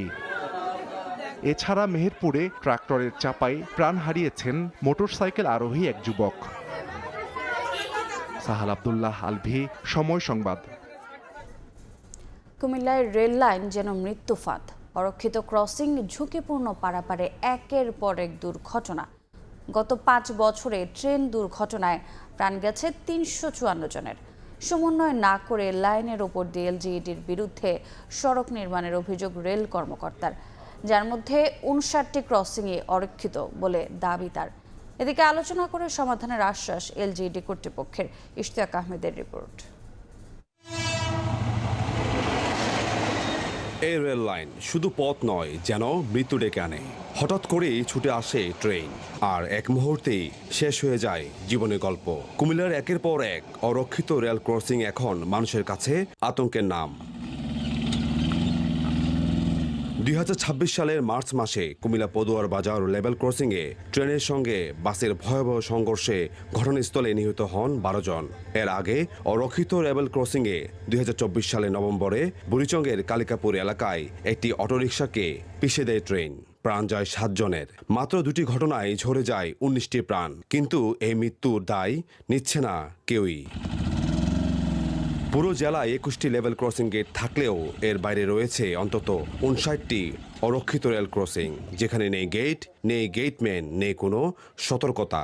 সবচেয়ে বড় অভিযোগ, এলজিইডি রেলের সঙ্গে কোনো সমন্বয় না করেই রেল লাইনের উপর দিয়ে তৈরি করেছে সড়ক, আর সেই সড়কে এখন পরিণত হয়েছে মৃত্যুর ফাঁদে। গাড়ি উঠছে, দেখছে না, এদিক থেকে দেখা না, এদিক থেকে দেখা না, গাড়ি মারিয়ে দেখা যাচ্ছে সিএনজি রে ব্রিজের করার জন্য গেছে, ট্রেন এসে ব্রেক দিছে, পড়ে গেছে, এই পিকআপ পড়ছে, অটো পড়ছে, গাড়ি পড়ে যায়। জরুরি ভিত্তিতে রেল গেট দেওয়া দরকার এবং গেটম্যান থাকা দরকার। নিয়ম অনুযায়ী রেল গেটে গেটম্যান নিয়োগ দেওয়ার কথা চুক্তির ভিত্তিতে। একটি লেভেল ক্রসিংয়ে 3 জন, স্পেশাল লেভেল ক্রসিংয়ে 6 জন গেটম্যান শিফটে দায়িত্ব পালনের কথা, কিন্তু বাস্তব চিত্র ভয়াবহ। কুমিল্লা স্থায়ী স্পেশাল গেট পদুয়ার বাজার ও বিজয়পুরে।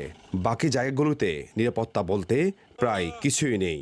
অনেক সময় দেখা গেছে যারা পার্মানেন্ট ডিউটি করে তারাও এখানে থাকে না, ওই অন্য লোক দিয়ে মনে করেন ডিউটি করায়। সিগন্যালগুলো নষ্ট হয়ে গেছে, এগুলা ট্রাকগুলো চুরি করে নিয়ে গেছে এগুলা। লাকসাম রেলওয়ে থানার হিসাব বলছে 2021 সালে 41টি, 2022 সালে 71টি, 2023 সালে 66টি, 2024 সালে 64টি, 2025 সালে 75টি, আর 2026 সালে এখন পর্যন্ত 18টি অপমৃত্যুর মামলায় 354 জনের প্রাণহানি হয়েছে।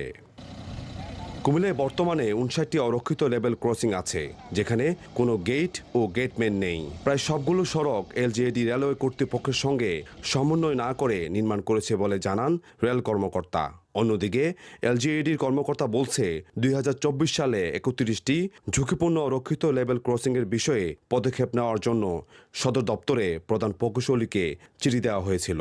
তারা দেখা যাচ্ছে যে রাতের আধারেও করে থাকে, আমরা বাধা দেই, আমাদের বাধা উপেক্ষা করে আমাদের অজান্তে তারা এই রাস্তাগুলি তৈরি করে এলজিডি। আমি এগুলো বিষয়ে কী করণীয় যায় আমার কর্তৃপক্ষের কাছে আমি এই বিষয়ে ব্যবস্থা নেওয়ার জন্য অনুরোধ করব। এখন প্রশ্ন, এই মৃত্যুর দায় কার? এলজিইডি নাকি রেলওয়ের, নাকি সমন্বয়হীন এক সিস্টেমের? সমন্বয়হীন উন্নয়ন আর দায়িত্বহীনতা বন্ধ না হলে এই মৃত্যুর মিছিল থামবে না, এমনটাই বলছেন বিশেষজ্ঞরা। ইশতিয়াক আহমেদ, সময় সংবাদ, কুমিল্লা। কয়েকটি দুর্ঘটনা ছাড়া এবারের ঈদযাত্রা স্বস্তির হয়েছে বলে মন্তব্য করেছেন সড়ক পরিবহন ও সেতুমন্ত্রী শেখ রবিউল আলম। সচিবালয়ে সড়ক নিরাপত্তা জোরদার সংক্রান্ত সভা শেষে তিনি বলেন, আগামী ঈদেও নিরাপদে যেন মানুষ বাড়ি ফিরতে পারে সেজন্য কাজ করছে সরকার। জানান, ঈদযাত্রার 11 দিনে সরকারি হিসাবে সড়ক, নৌ ও রেলপথে দুর্ঘটনায় 170 জনের মৃত্যু হয়েছে। ঈদযাত্রায় সড়ক দুর্ঘটনা রোধ ও সড়কের সার্বিক নিরাপত্তা নিশ্চিতের কার্যক্রম আরও জোরদারের জন্য সচিবালয়ে আয়োজন করা হয় উচ্চ পর্যায়ের সভা। প্রায় 2 ঘন্টা বৈঠকে বেশ কিছু গুরুত্বপূর্ণ সিদ্ধান্ত নেওয়া হয়।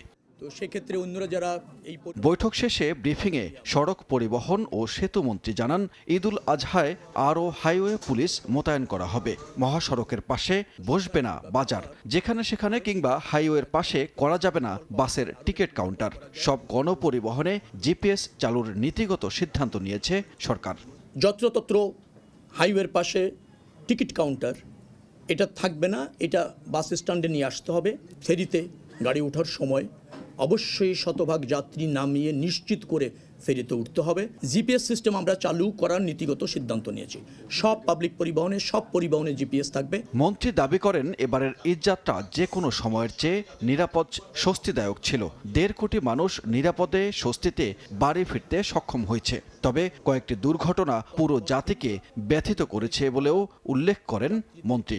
বলেন, এবার ঈদযাত্রায় দুর্ঘটনায় নিহতের সংখ্যা 170 জন। 2টি বড় দুর্ঘটনা ঘটেছে। এছাড়া যানজট বলেন, মানুষের ঘন্টার পর ঘন্টা অথবা যানবাহনের অভাবে বাড়ি যেতে পারছে না, ঈদের দিনও রাস্তায় কেটেছে, এরকমও ছিল। এর আগে আমরা মনে করছি যে কোনো সময়ের চেয়ে 1.5 কোটি মানুষ নিরাপদে স্বস্তিতে বাড়ি ফিরতে সক্ষম হয়েছে বলে আমরা মনে করি। যেখানে আমরা অভিযোগ পেয়েছি কার্যকর ব্যবস্থা নিয়েছি। সড়কে শৃঙ্খলা ফেরাতে সমন্বয়ের উপর জোর দেন সড়ক পরিবহন প্রতিমন্ত্রী। সমন্বয় করার চেষ্টা করেছি, সবাইকে নিয়ে কাজ করার চেষ্টা করেছি।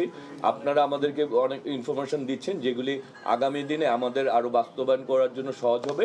আর এসি বাসগুলি নিয়ে আপনারা কথা বলছেন, আমরা এই ব্যাপারে বসে আগামী দিনে এই ব্যাপারগুলি কি করা যায় এগুলি আমরা দেখব। মহাসড়কের পাশে পশুর হাট থাকবে না বলেও সিদ্ধান্ত হয় সভায়।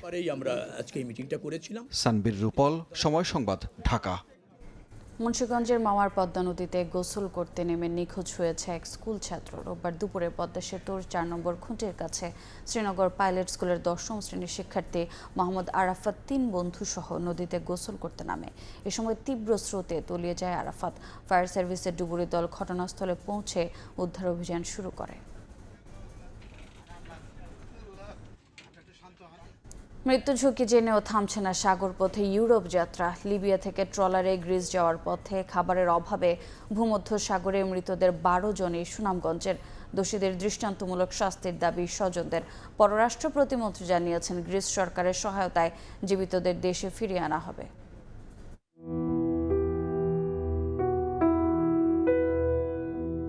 সুনামগঞ্জের 3 উপজেলায় শোকের মাতম। পরিবারের দুঃখ ঘোচাতে এবং উন্নত জীবনের আশায় লিবিয়া হয়ে সাগরপথে রওনা দেন সুনামগঞ্জের 12 যুবক। দীর্ঘদিন সমুদ্রে ভেসে থাকা ট্রলারে খাদ্য ও সুপেয় পানির সংকটে একে একে প্রাণ হারান তারা। লিবিয়া থেকে গ্রিসে যেতে জনপ্রতি 12 লাখ টাকায় অলিখিত চুক্তি হয় মানব পাচারকারী মুজিবুর রহমানের সঙ্গে। যাওয়ার পর অর্ধেক টাকা পরিশোধ করেন স্বজনরা। লিবিয়া থেকে সাগর পথে ছোট নৌকায় গ্রিস যাত্রা শুরু হয় 4 জনের। নৌযানটি বিকল হয়ে শারীরিক দুর্বলতা, ক্ষুধা ও সুপেয় পানির অভাবে নৌকায় মারা যান তারা। আমার এক বন্ধুর মাধ্যমে জানতে পারছি সে ভাই মারা গেছে। মুজিব নাম, তার মাধ্যমে গেছে গ্রামে, এরপরে আরো খেয়ে আসছে দালাল। একইভাবে সুনামগঞ্জের জগন্নাথপুরের 5 জন এবং দোয়ারাবাজার উপজেলার এক যুবকের ক্ষুধা আর তৃষ্ণায় মৃত্যু হয়। মরদেহ ফেলে দেয়া হয় সাগরে। দোষীদের দৃষ্টান্তমূলক শাস্তির দাবি স্বজনদের। গেম দেওয়ার আগেও 1 মাস আগ থেকে তারারে কোনো সঠিক খাবার দিছে না, খাবারের অভাবে তারা অসুস্থ হয়ে গেছে। এ নিয়ে মন্ত্রণালয়ে কথা বলেন পররাষ্ট্র প্রতিমন্ত্রী। বলেন, উদ্ধার হওয়া জীবিত নাগরিকদের তথ্য সংগ্রহ করে সার্বক্ষণিক যোগাযোগ রাখছে বাংলাদেশ মিশন। চেষ্টা চলছে গ্রিস সরকারের সহায়তায় তাদের দেশে ফিরিয়ে আনার। বাংলাদেশি আমাদের যারা ওখানে তারা জীবনটা বেঁচে গেছে তাদের অবস্থা কি, তারা ক্যাম্পে কি অবস্থা আছে, তাদের আইডেন্টিফিকেশনটা আমাদের দরকার। নেক্সট স্টেপ হচ্ছে তাদেরকে ফিরিয়ে আনার। আমাদের অ্যাথেন্সে দূতাবাস আছে, তারা কাজ করছে এবং লিবিয়ার দূতাবাসও এখানে সচেষ্ট আছে। পাচারকারীদের খুঁজে বের করে শাস্তির আওতায় আনার চেষ্টা করছে সরকার। এই স্মাগলাররা, তাদের একটা দৃষ্টান্তমূলক শাস্তি এখানে হওয়া উচিত। সামদানি প্রত্যয়, সময় সংবাদ, ঢাকা। সময়। ইন্টারনেটের লোভনীয় অফারের প্রচারণা চালিয়েও গ্রাহক ধরে রাখতে পারছে না মোবাইল অপারেটররা। গেল জুলাই থেকে জানুয়ারি পর্যন্ত 7 মাসে গ্রাহক কমেছে 73 লাখ। তবে উল্টো চিত্র ব্রডব্যান্ড সংযোগে। এ সময় ব্যবহারকারী বেড়েছে 3 লাখ। মোবাইল ইন্টারনেটের গ্রাহক কমার পেছনে সিম সংখ্যা 10টিতে নামানোকে দায়ী করছে অপারেটররা। শুভ খানের রিপোর্ট। নতুন সিম চালু করলে 4 জিবি ডাটা সঙ্গে মিনিট অফার আছে ফ্যামিলি প্যাকও। 30 দিন মেয়াদে 798 টাকায় 85 জিবি ডাটা নিয়ে সাজানো হয়েছে সুপার ইন্টারনেট প্যাক। লোভনীয় এমন অফারে গ্রাহক টানার চেষ্টায় মোবাইল অপারেটররা। তবে বাস্তব চিত্র ভিন্ন। গেল জুনে টেলিকম খাতে স্বচ্ছতা ও অপরাধ নিয়ন্ত্রণে ব্যক্তিগত সিম ব্যবহারের সীমা 15 থেকে 10টিতে নামায় সরকার।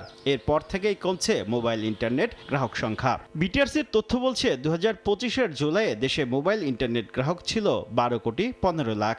7 মাসে 73 লাখ গ্রাহক কমে এই সংখ্যা দাঁড়ায় 11 কোটি 42 লাখে। এই পরিস্থিতির জন্য ডাটা ব্যবহারের খরচ বেড়ে যাওয়ার অভিযোগ গ্রাহকের। ডাটার ভ্যালিডিটি অনেক কম থাকে কিন্তু প্রাইস অনেক বেশি। স্টুডেন্ট ফ্রেন্ডলি ডাটা প্যাকেজ বা এটার ভ্যালিডিটি একটু যদি বেশি থাকতো। ডাটা প্যাকেজের প্রাইস অনেক বেড়ে গেছে, প্রাইসটা এখন আরো কম হলে আমাদের জন্য ভালো হতো।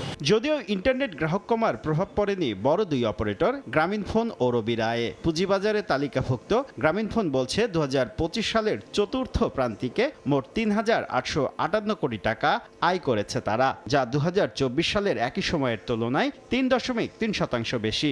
একই সময়ে রবি কর পরবর্তী মুনাফা করেছে 311 কোটি 90 লাখ টাকা। গ্রাহক সংখ্যা কমছে, ওভারঅল বিবেচনায় কিন্তু দাম বাড়ানোর আসলে কোনো প্রশ্নই আসে না। অ্যাফোর্ডেবল একটা রেঞ্জের মধ্যে কাউকে আমরা বান্ডেল প্যাক দিতে পারি, সার্ভিস দিতে পারি, আমরা সেভাবে চেষ্টা করে যাচ্ছি। মোবাইল অপারেটররা গ্রাহক হারালেও ভিন্ন চিত্র ব্রডব্যান্ড সেবায়। সেখানে ইন্টারনেট গ্রাহক বেড়েছে প্রায় 3 লাখ। দেশে বর্তমানে ব্রডব্যান্ড ইন্টারনেট ব্যবহারকারী 1 কোটি 47 লাখ। 100% আইএসপি 500 টাকায় 20 থেকে 30 MBPS এর প্যাকেজ মার্কেটে প্রোভাইড করে থাকছে। গ্রাহককে একটু বাড়তি সুযোগ সুবিধা কিভাবে দেওয়া যেতে পারে এই জায়গায় সবসময় সচেতনভাবে ভূমিকা পালন করছি। টেলিকম খাতে 4 প্রতিষ্ঠান মোবাইল ইন্টারনেট সেবা দেয়, আর ব্রডব্যান্ড সেবায় আছে অন্তত 3000 আইএসপি। শুভ খান, সময় সংবাদ, ঢাকা। দেশ জুড়ে জ্বালানি সংকটের প্রভাব এবার সরাসরি পড়তে শুরু করেছে কৃষি খাতে। বরিশাল সহ দক্ষিণাঞ্চলের কৃষকেরা পড়েছেন চরম বিপাকে। ডিজেলের অভাবে সেচ কার্যক্রম ব্যাহত হওয়ায় হুমকির মুখে পড়েছে চলতি মৌসুমের ফসল উৎপাদন। বিদ্যুৎচালিত সেচ পাম্প এবং মৌসুমের বৃষ্টি ভরসা বলছেন কৃষি কর্মকর্তারা। অপূর্ব রিপোর্ট। বরিশাল, পটুয়াখালী, ভোলা, বরগুনা সহ দক্ষিণাঞ্চলের বিভিন্ন জেলায় অকটেন, পেট্রোল, ডিজেল সংকট তীব্র আকার ধারণ করছে।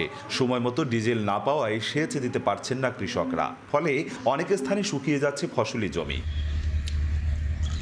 উপকূলবর্তী বরগুনা তরমুজ আবাদে দেশের 3য় জেলা, কিন্তু জ্বালানি তেলের সংকটে সঠিকভাবে সেচের অভাবে কৃষকের মাঝে এখন রাজ্যের হতাশা। পানির অভাবে তরমুজের ক্ষেত ফেটে চৌচির, গাছে তরমুজ ধরলেও সেচ সংকটে বড় হচ্ছে না এর আকৃতি। আবার অনেক তরমুজে ধরেছে পচন, রয়েছে তরমুজ সরবরাহে পরিবহন বিড়ম্বনাও। হুজুরবাড়ি, চৌমোহনী অনেক জায়গায় খুঁজছি, তেল পাইতেছ না, প্রায় 10-12 দিন ধরিয়া পানি দিতে পারছি না। তেলের সংকটে আমরা এই তরমুজে সেচ দিতে পারতেছি না।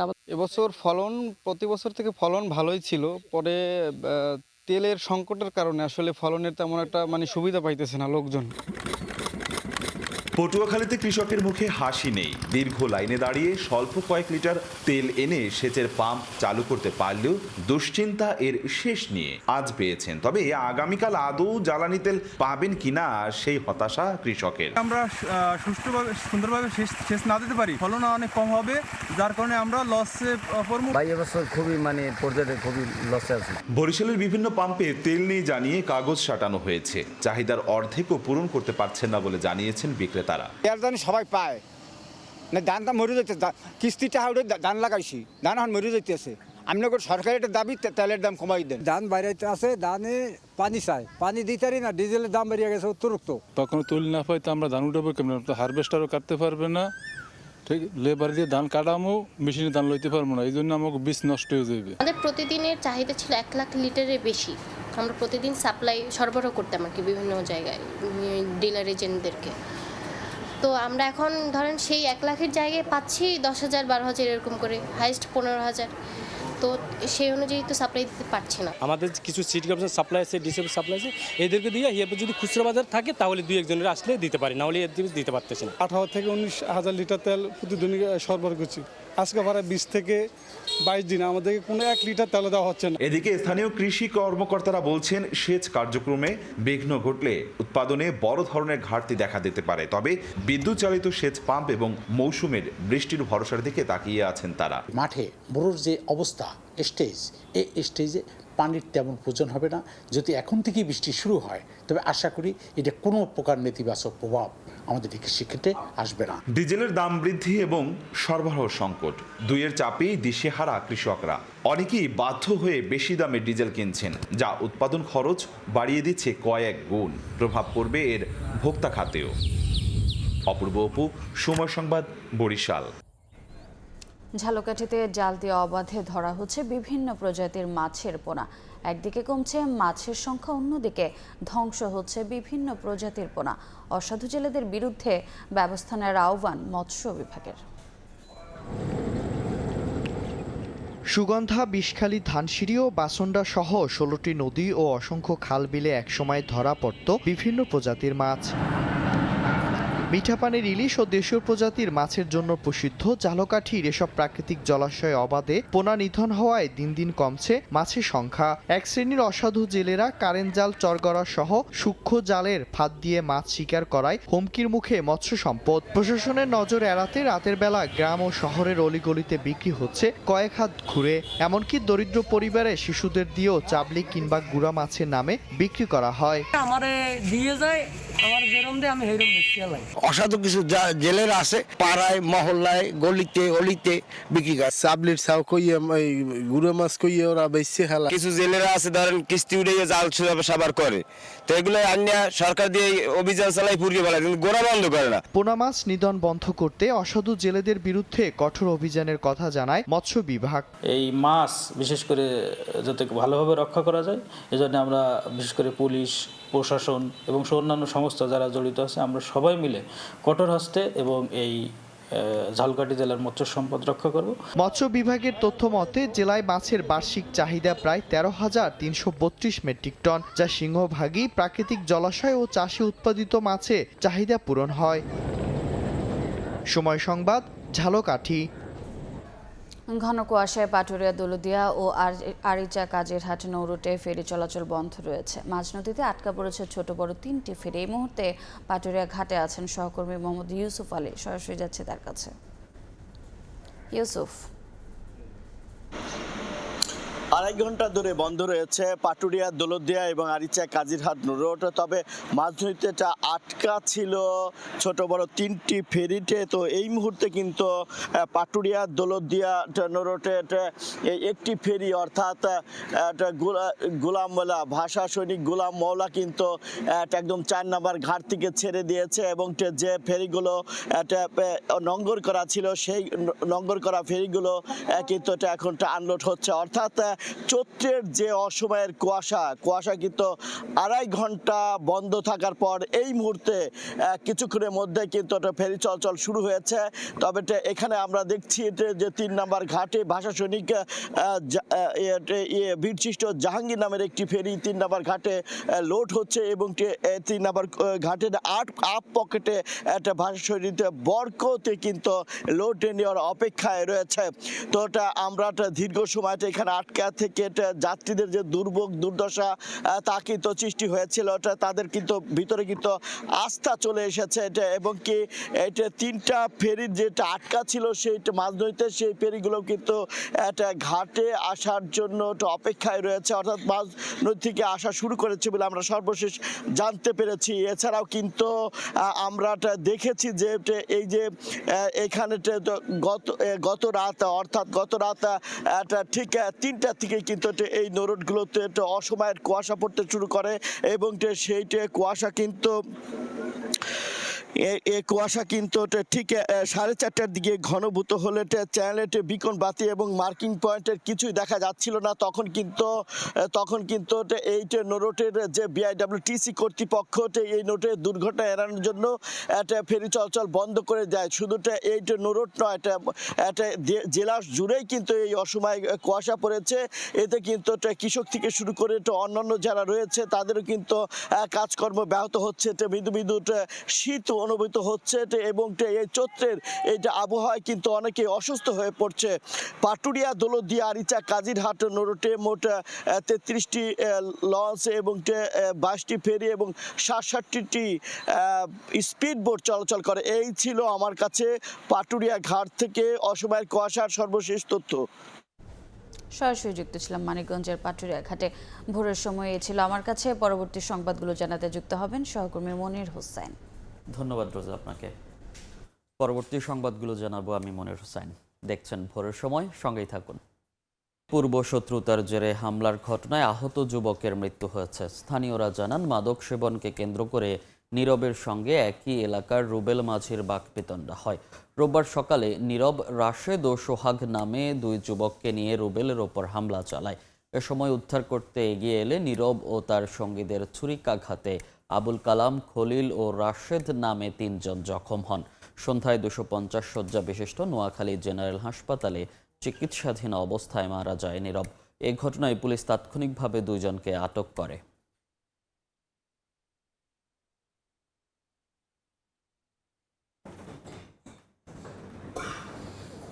রাজবাড়ীর দৌলতদিয়া ফেরি ঘাটে বাস ডুবির ঘটনায় উদ্ধার অভিযান সমাপ্ত ঘোষণা করেছে উপজেলা প্রশাসন। রোববার সন্ধ্যা 7:30 পর্যন্ত নতুন করে কোনো মরদেহ না পাওয়ায় এবং কারো স্বজন নিখোঁজ রয়েছে এমন দাবিদার না থাকায় আনুষ্ঠানিকভাবে সমাপ্ত ঘোষণা করা হয়।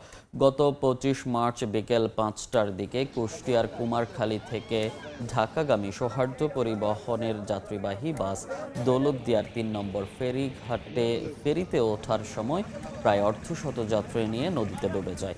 এই ঘটনায় কয়েকজন সাঁতরে তীরে উঠলেও বেশিরভাগ যাত্রী ডুবে প্রাণ হারান।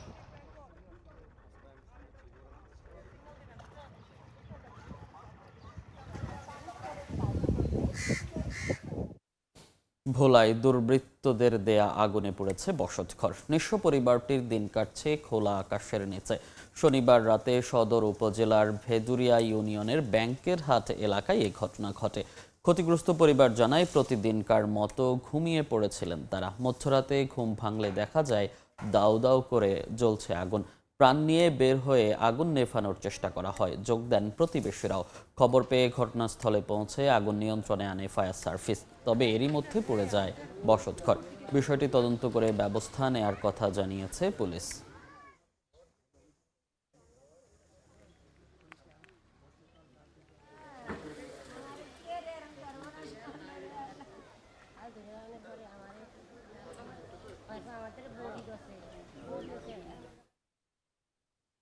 নারায়ণগঞ্জে বন্ধ হোটেলে গ্যাস সিলিন্ডার বিস্ফোরণ হয়েছে। রোববার বিকেলে সিদ্ধিরগঞ্জের বাগপাড়া এলাকায় এই ঘটনা ঘটে।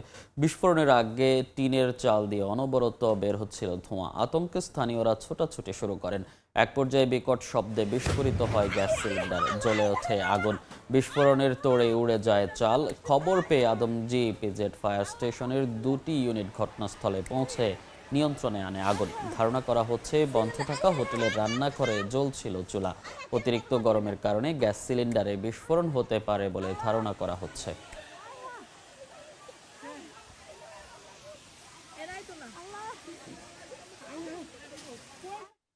শেরপুরে অনুমোদনহীনভাবে পরিচালনার অভিযোগে একটি বেসরকারি হাসপাতাল সিলগালা করা হয়েছে। রোববার বিকেলে শহরের উত্তর বাজার এলাকায় অভিযান চালায় ভ্রাম্যমাণ আদালত। মায়ান জেনারেল হাসপাতালের বিরুদ্ধে অনুমোদন ছাড়াই সিজারিয়ান সহ বিভিন্ন অপারেশন করার প্রমাণ মেলে। পরে সিলগালার নির্দেশ দেন নির্বাহী ম্যাজিস্ট্রেট রেজওয়ানা আফরিন। গত শুক্রবার বিকেলে আকলিমা বেগম নামে এক প্রসূতির সিজারিয়ান অপারেশন করা হয়। কিছুক্ষণ পর তার শারীরিক অবস্থার অবনতি হলে নেওয়া হয় ময়মনসিংহে। সেখানে চিকিৎসাধীন অবস্থায় শনিবার সন্ধ্যায় আকলিমার মৃত্যু হয়। পরিবারের অভিযোগ, ভুল চিকিৎসার কারণেই মৃত্যু হয় তার।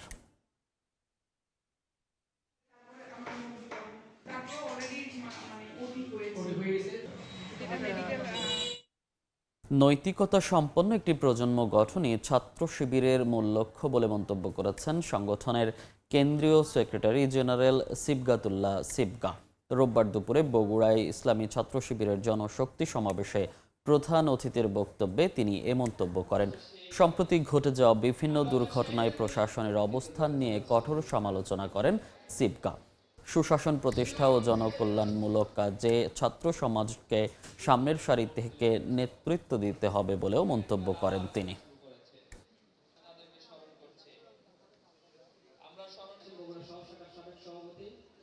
আমরা তো ভেবেছিলাম যে একটি গণতান্ত্রিক ধারায় প্রবেশ করার পরে বাংলাদেশে অনেকগুলো সমস্যার সমাধান হবে, কিন্তু আমরা এখন দেখতে পাচ্ছি একে একে নতুন সংকট তৈরি হচ্ছে, নানা ধরনের অব্যবস্থাপনা। এই সড়কগুলো যেন মৃত্যুপুরীতে পরিণত হয়েছে। বাংলাদেশের মানুষের রিয়েল চাওয়াকে আপনারা পাশ কাটিয়ে যাওয়ার চেষ্টা করছেন।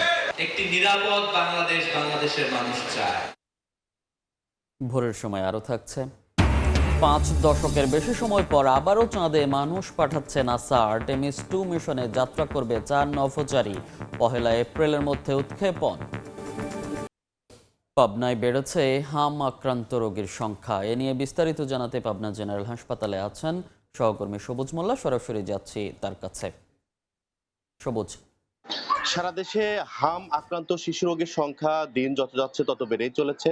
রাজশাহী বিভাগে যেমনটি বেড়েছে সে তুলনায় পাবনা জেলাতেও বেড়ে চলেছে। এই মুহূর্তে আমি অবস্থান করছি 250 শয্যা বিশিষ্ট পাবনা জেনারেল হাসপাতালের শিশু বিভাগের সামনে। আসলে আমার সামনে শিশু বিভাগ, তার পিছনটাতে কিন্তু হাম আক্রান্তের যে সকল শিশু রোগীরা রয়েছেন তারা কিন্তু চিকিৎসা গ্রহণ করছেন। আসলে দেখতে পাচ্ছেন যে চিকিৎসা হাসপাতালে যারা স্টাফ রয়েছেন, চিকিৎসকরা রয়েছেন, নার্সরা রয়েছেন, তারা কিন্তু এই সকল যে হাম আক্রান্ত রোগীরা রয়েছেন, শিশু রোগীরা রয়েছেন, তাদেরকে চিকিৎসা দেওয়ার জন্য কিন্তু আসলে সময় পার করছেন। একটু পরিসংখ্যান যদি বলি তাহলে এখন পর্যন্ত গতকালকের আগের দিন পর্যন্ত 24 জন শিশু রোগীকে হাম আক্রান্ত হয়ে হাসপাতালে ভর্তি থাকা অবস্থায় চিকিৎসা দেওয়া হলেও গতকাল একদিনের ব্যবধানে আবার ভর্তি হয়েছেন 5 জন। সব মিলে বলা যায় যে 29 জন রোগী কিন্তু পাবনা জেনারেল হাসপাতালে ভর্তি হয়ে চিকিৎসা গ্রহণ করছেন। আসলে চিকিৎসকরা বলছেন যে হাম এটি একটু বায়ুবাহিত রোগ, এটি হাঁচি এবং কাশির মাধ্যমে কিন্তু বাতাসের মাধ্যমে অন্য কাউকে আক্রান্ত করতে পারে। অর্থাৎ এটি বাতাসের সঙ্গে যদি ভাসিয়ে রাখা হয়, অর্থাৎ হাঁচি কাশির পরবর্তীতে 2 ঘন্টা পর্যন্ত এই ভাইরাসটি থাকতে পারে। তাই পর্যাপ্ত সতর্কতা থাকার কথা কিন্তু বলা হচ্ছে। আর হাসপাতালে কিন্তু যারা চিকিৎসা গ্রহণ করছেন তারাও কিন্তু সেফটি মেনে কিন্তু চিকিৎসা গ্রহণ করছেন। আর শিশুদের কিন্তু হামের টিকা দেওয়ার কথা কিন্তু বলা হচ্ছে যে আজ সকল শিশুদের হামের টিকা আগে থেকে দেওয়া রয়েছে, সেই সকল শিশুরা কিন্তু অনেকটা নিরাপদ বলে কিন্তু চিকিৎসক জানিয়েছেন। চিকিৎসকরা আরো বলছেন যে হাম যে রোগ, এটির লক্ষণ দেখা গেলে দেরি না করে দ্রুত চিকিৎসকের শরণাপন্ন হতে হবে। এছাড়া জেলার সবগুলো উপজেলা স্বাস্থ্য কমপ্লেক্স রয়েছে, এছাড়া ওয়ার্ড ভিত্তিক স্বাস্থ্য কমপ্লেক্স, ইউনিয়ন ভিত্তিক স্বাস্থ্য কমপ্লেক্স রয়েছে, সেখানে সরকারি কিন্তু ডাক্তাররা বা যারা সেবা দিয়ে থাকেন ওয়ার্ড পর্যায়ে সে সকল চিকিৎসকরা থেকে থাকেন। সেক্ষেত্রে পরামর্শ গ্রহণের কিন্তু বাংলাদেশে ব্যাপক সুযোগ সুবিধা রয়েছে, সেক্ষেত্রে পাবনা জেলাতে রয়েছে। এদিকে হাসপাতাল কর্তৃপক্ষের সঙ্গে কথা বলেছি, তারা কিন্তু বলছেন যে পর্যাপ্ত যে গরম, এই গরমের মধ্যে কিন্তু রাতের প্রথম দিকে গরম এবং শেষের দিকে তীব্র শীতের কারণে কিন্তু ঠান্ডা জনিত রোগীর সংখ্যা বাড়ছে। এই কারণে হাসপাতালে মেঝেতে চিকিৎসা গ্রহণ করা হচ্ছে। এই ছিল আমার কাছে সর্বশেষ। সরাসরি যুক্ত ছিলাম পাবনা জেনারেল হাসপাতাল থেকে। দেশের বাইরের খবর। ইসরায়েলের শিল্পাঞ্চলে ক্ষেপণাস্ত্র হামলা চালিয়েছে ইরান। তবে ক্ষতিগ্রস্ত কারখানা থেকে বিপজ্জনক রাসায়নিক ছড়ায়নি বলে দাবি করেছে তেল আবিব। মধ্যাঞ্চলেও ইরানি ক্ষেপণাস্ত্র ছোঁড়া হয়। জবাবে তেহরান সহ বিভিন্ন স্থানে হামলা চালিয়েছে যুক্তরাষ্ট্র ইসরায়েল। সম্ভাব্য মার্কিন স্থল অভিযানের কঠোর জবাব দেওয়ার হুঁশিয়ারি দিয়েছে ইরান। লেবাননে জাতিসংঘের শান্তিরক্ষী ঘাঁটিতেও আক্রমণ চালিয়েছে ইসরায়েল। এদিকে যুদ্ধপন্থে যুক্তরাষ্ট্র ও ইরানকে আলোচনায় বসাতে পাকিস্তান কাজ করবে বলে জানিয়েছেন প্রধানমন্ত্রী শাহবাজ শরীফ। স্থানীয় সময় রোববার ইসরায়েলের বিরশেবা এলাকায় নিয়ত হোভাব শিল্পাঞ্চলে ব্যাপক ক্ষেপণাস্ত্র হামলা চালায় ইরান। এই ঘটনায় বেশ কয়েকজন আহত হন। হামলার পরপরই ক্ষতিগ্রস্ত কারখানা থেকে বিপজ্জনক রাসায়নিক ছড়িয়ে পড়ার শঙ্কায় আশেপাশের বাসিন্দাদের সতর্ক থাকতে বলা হয়। পরে ইসরায়েল দাবি করে কারখানা থেকে বিপজ্জনক পদার্থ ছড়ায়নি। এদিন ইসরায়েলের মধ্যাঞ্চলেও ক্ষেপণাস্ত্র ছোড়ে তেহরান। ইয়েমেন থেকে ছোড়া ক্ষেপণাস্ত্র প্রতিহতের দাবি করেছে তেল আবিব। কুয়েত, বাহরাইন, সংযুক্ত আরব আমিরাত সহ উপসাগরীয় দেশগুলোতেও হামলা চালায় ইরান। কুয়েতের প্রতিরক্ষা মন্ত্রণালয় জানায়, গত 24 ঘন্টায় দেশটিকে লক্ষ্য করে 14টি ব্যালিস্টিক ক্ষেপণাস্ত্র ও 12টি ড্রোন ছোড়া হয়েছে। এদিকে ইরানের তেহরান সহ বিভিন্ন এলাকায় আক্রমণ চালিয়েছে ইসরায়েলও। দখলদার বাহিনীর দাবি, অস্ত্র গবেষণা ও উৎপাদন কেন্দ্র লক্ষ্য করে 120টির বেশি ক্ষেপণাস্ত্র ছোড়া হয়। তেহরানে কাতার ভিত্তিক সংবাদ মাধ্যম আল আরাবি টেলিভিশনের কার্যালয়, ইস্পাহানে একটি বিশ্ববিদ্যালয়েও চলে মার্কিন ইসরায়েলি হামলা। তাবরিজে পেট্রোকেমিক্যাল কোম্পানিকেও লক্ষ্যবস্তু করা হয়। হরমুজ প্রণালীতে একটি MQ-9 ড্রোন ধ্বংসের দাবি করেছে ইরানের সামরিক বাহিনী। হরমুজের পাশাপাশি ওমান উপসাগরের পূর্ণ নিয়ন্ত্রণ ইরানের সামরিক বাহিনীর হাতে রয়েছে বলে দাবি করেছে তেহরান। ওই অঞ্চলে মোতায়েনরত মার্কিন বাহিনীর বিরুদ্ধে কঠোর প্রতিশোধের হুঁশিয়ারি দিয়েছে ইরানের নৌবাহিনী। লেবাননেও হামলা অব্যাহত রেখেছে ইসরায়েল। দেশটিতে জাতিসংঘের শান্তিরক্ষী ঘাঁটিতে ইসরায়েলি বাহিনীর হামলার খবর পাওয়া গেছে। লেবাননের দক্ষিণাঞ্চলে সামরিক অভিযান আরও সম্প্রসারণের নির্দেশ দিয়েছেন প্রধানমন্ত্রী বিনিয়ামিন নেতানিয়াহু। চলমান সংঘাত বন্ধে ইসলামাবাদে বৈঠকে বসেন পাকিস্তান, সৌদি আরব, তুরস্ক ও মিশরের পররাষ্ট্রমন্ত্রীরা। ইরান যুদ্ধ বন্ধের উপায় নিয়ে আলোচনা করেন তারা। রোববার পাকিস্তানের পররাষ্ট্রমন্ত্রী ইশাক দার বৈঠক ফলপ্রসূ হয়েছে বলে জানান। একই সঙ্গে শিগগিরই ইসলামাবাদে ইরান ও যুক্তরাষ্ট্রের মধ্যে গুরুত্বপূর্ণ বৈঠক আয়োজন করা হবে বলেও উল্লেখ করেন তিনি। আমি ইসলামাবাদে যুক্তরাষ্ট্র ও ইরান আলোচনা সংক্রান্ত সম্ভাবনার বিষয়ে পররাষ্ট্র মন্ত্রীদের জানিয়েছি। এই উদ্যোগকে তারা সম্পূর্ণ সমর্থন জানিয়েছেন। তুরস্ক ও মিশরের পররাষ্ট্রমন্ত্রীর সঙ্গে বৈঠকের পর একই কথা জানান পাকিস্তানের প্রধানমন্ত্রী শাহবাজ শরীফও। উর্জিতা শেহজিন, সময় সংবাদ। লেবাননে ইসরায়েলি হামলায় নিহত সাংবাদিকদের জানাজা সম্পন্ন হয়েছে। এতে অংশ নেন শত শত মানুষ। রোববার দেশটির শোয়েইফাতে তাদের শেষ বিদায় জানাতে জড়ো হন শোকাহতরা। শ্রদ্ধা জানানোর পাশাপাশি আন্তর্জাতিক মহল এই হামলাকে যুদ্ধাপরাধ হিসেবে আখ্যা দিয়ে তদন্তের দাবি তোলেন। একই সঙ্গে ভয় না পেয়ে যুদ্ধ পরিস্থিতি বিশ্ববাসীর সামনে তুলে ধরতে কাজ করে যাবেন বলে অঙ্গীকার করেন তারা। গত শনিবার ইসরায়েলি আগ্রাসনে লেবাননে 3 সাংবাদিক নিহত হন। এ হামলার মধ্য দিয়ে প্রথমবার এক সাংবাদিককে হত্যার কথা স্বীকার করে তেল আবিব।